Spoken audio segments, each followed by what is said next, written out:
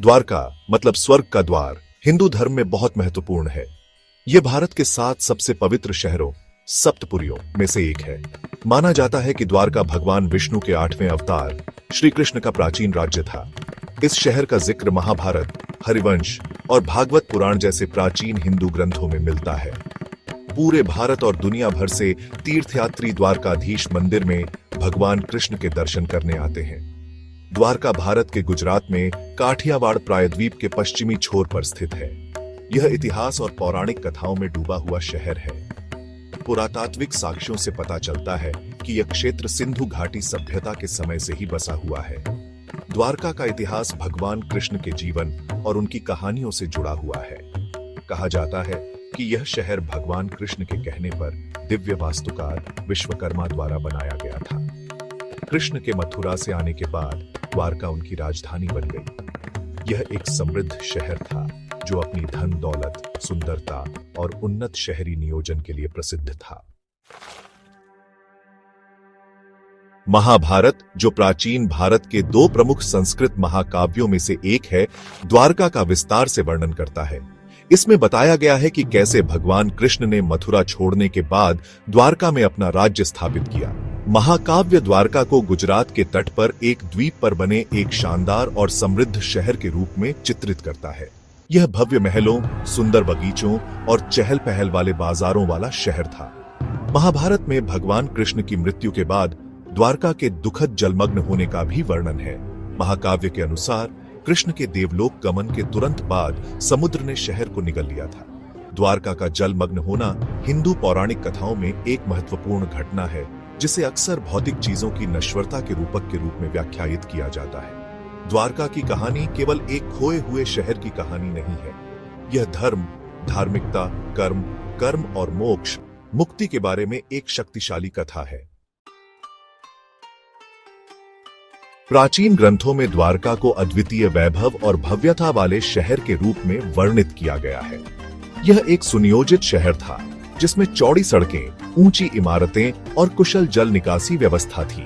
यह शहर रणनीतिक रूप से तट पर स्थित था, जिससे यह व्यापार और वाणिज्य का एक प्रमुख केंद्र बन गया।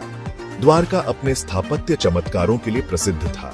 यह शहर शानदार महलों, मंदिरों और बगीचों से सुशोभित था। महाभारत में भगवान कृष्ण के महल को एक लुभावनी संरचना के रूप में वर्णित किया गया है, जो कीमती पत्थरों और जटिल नक्काशी से सुसज्जित था। इस शहर में एक बड़ा बंदरगाह भी था, जिसमें सैकड़ों जहाज आ सकते थे। कहा जाता है कि द्वारका के लोग समृद्ध और खुश थे। यह शहर विद्या और संस्कृति का केंद्र था, जो दूर दूर से विद्वानों और कलाकारों को आकर्षित करता था। भाग 4, द्वारका का जलमग्न होना। महाभारत में भगवान कृष्ण की मृत्यु के बाद द्वारका के दुखद जलमग्न होने का वर्णन है। कहानी के अनुसार यादव वंश को तबाह करने वाले एक महान युद्ध के बाद कृष्ण वन में चले गए और एक शिकारी ने गलती से उन्हें मार डाला। उनकी मृत्यु के बाद समुद्र बढ़ गया और द्वारका शहर को जलमग्न कर दिया। इसकी सारी महिमा और भव्यता को अपने साथ ले गया। द्वारका का जलमग्न होना भौतिक अस्तित्व की क्षणभंगुर प्रकृति की मार्मिक याद दिलाता है। यह हमें सिखाता है कि सबसे शक्तिशाली और समृद्ध राज्य भी समय और प्रकृति की शक्तियों के अधीन है। द्वारका के जलमग्न होने की कथा पीढ़ी दर पीढ़ी चली आ रही है और आज भी लोगों को आकर्षित और मोहित करती है। भाग 5, खोए हुए शहर की फिर से खोज। सदियों तक द्वारका की कहानी एक किंवदंती बनी रही, एक कहानी जो पीढ़ी दर पीढ़ी चली आ रही थी। हालांकि 20वीं सदी के उत्तरार्ध में गुजरात के तट पर पानी के नीचे की गई पुरातात्विक खोजों में जलमग्न संरचनाएं मिली, जो प्राचीन ग्रंथों में पाई गई द्वारका के वर्णन से मेल खाती थीं। इन खोजों ने सनसनी मचा दी।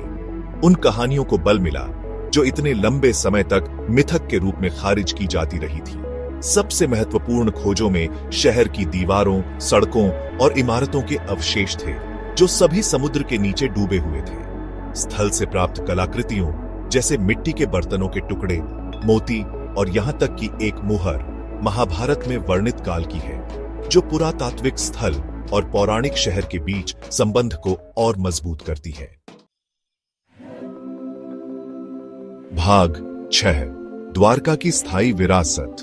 द्वारका की पुनर्खोज ने न केवल पुरातत्वविदों और इतिहासकारों की कल्पना को मोहित किया है, बल्कि इसके धार्मिक महत्व को भी गहरा किया है।